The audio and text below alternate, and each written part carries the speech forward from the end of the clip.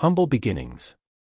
In the heart of West London, on July 23, 1989, a boy was born who would one day become one of the most recognizable faces on earth. His name: Daniel Jacob Radcliffe. No stage name, no pseudonym, just Daniel, a boy with a dream and a heart full of stories waiting to be told. He was born into an ordinary family. His father, Alan Radcliffe, was a literary agent. His mother, Marcia Gresham, worked in casting for BBC productions. Creativity ran in his blood, but they weren't a celebrity family. They lived modestly, grounded in hard work and care. Daniel grew up as an only child, and like many kids, he was shy, quiet, a little different, but he had something special, an imagination that refused to stay silent. The early struggles. Daniel wasn't the confident star we see today. In fact, he faced serious challenges early on. School wasn't easy for him. Daniel struggled with dyspraxia, a neurological condition that affects motor skills. Even tying shoelaces could be a challenge, and as if that wasn't enough, he also had to deal with the pressure of fitting in, a quiet boy, battling his own insecurities. But here's the thing about Daniel: he never let those challenges define him. Instead, he found escape in stories, in acting, in becoming someone else. Just for a moment, he didn't dream of fame, he just wanted to act. And that's where his journey truly begins. First steps into the spotlight. Daniel's first real acting gig came when he was just 10 years old. It was a small role in a BBC adaptation of David Copperfield. A few lines, a young face, and a lot of heart. He wasn't polished, he wasn't trained in a big acting school, but there was something in his eyes, a sincerity, a spark. Little did anyone know that spark would soon ignite a global phenomenon. In the year 2000, casting directors around the world were searching for one boy. The boy who would become Harry Potter. Thousands of boys auditioned, but when the producers saw Daniel's tape, they knew he had the magic, not just in his performance, but in his soul. The role that changed everything. At just 11 years old, Daniel Radcliffe was cast as Harry Potter. Think about that for a second. One day, you're just a kid with a dream. The next, you're the face of one of the most iconic stories in the world. It wasn't just a role, it was a responsibility, and Daniel carried it with grace, maturity, and an open heart. He grew up on set, literally, from Harry Potter and the Sorcerer's Stone to Deathly Hallows Part 2. Daniel spent a decade living and breathing the wizarding world, but fame wasn't easy. Every move he made was watched, every mistake magnified. Still, Daniel stayed grounded, humble, focused on the craft, because for him, acting wasn't about fame, it was about telling stories that mattered. The films that made him a star. Here are the top 5 films that turned Daniel Radcliffe into a household name. Harry Potter and the Sorcerer's Stone, 2001.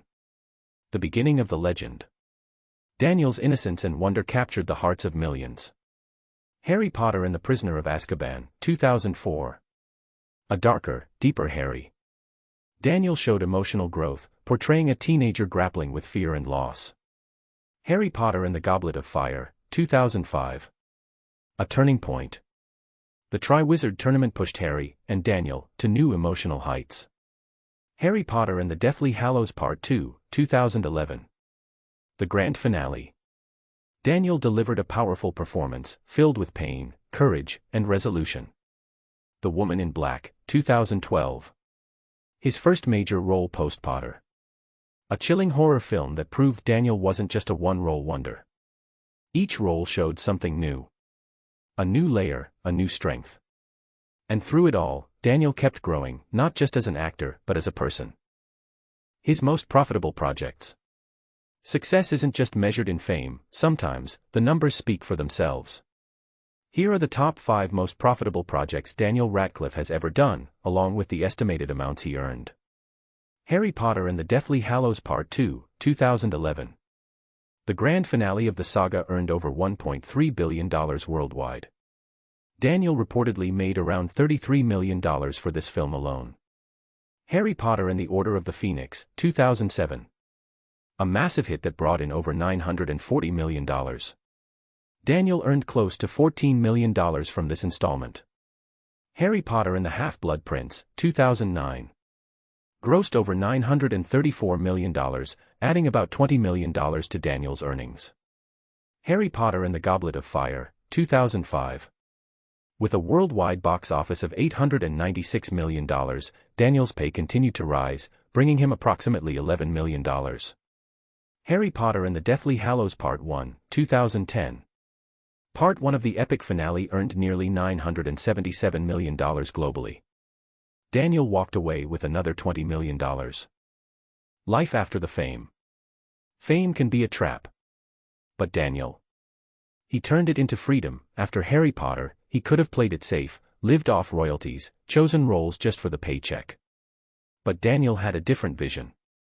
He dove into indie films, theater, experimental projects, roles that challenged him, scared him, made him grow. In Swiss Army Men, 2016, he played a flatulent corpse with a soul. In Horns, 2013, he explored the darkness of grief and guilt. On Broadway, he starred in Equus and The Cripple of Inishmaan, raw, emotional performances that proved he wasn't just a movie star, he was an artist. And beyond acting, Daniel kept evolving. He stayed grounded, no flashy headlines, no scandal. He spoke openly about his struggles with alcohol and anxiety, becoming a voice for mental health awareness. He didn't buy a mansion in LA or chase a luxury lifestyle. He kept things simple, quiet, focused on growth, and he gives back, supporting charities like the Trevor Project, helping LGBTQ+ youth in crisis.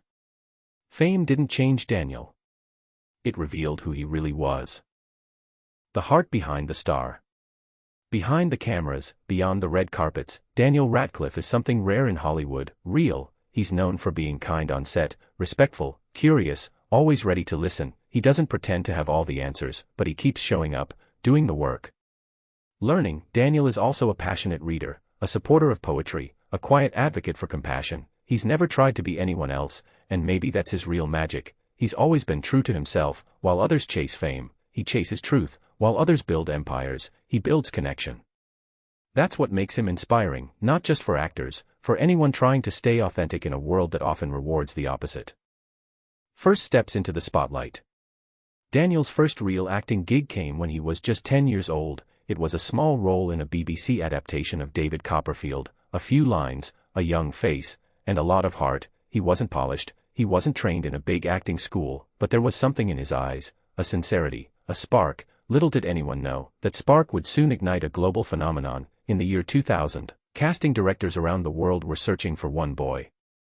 The boy who would become Harry Potter. Thousands of boys auditioned, but when the producers saw Daniel's tape, they knew, he had the magic, not just in his performance, but in his soul.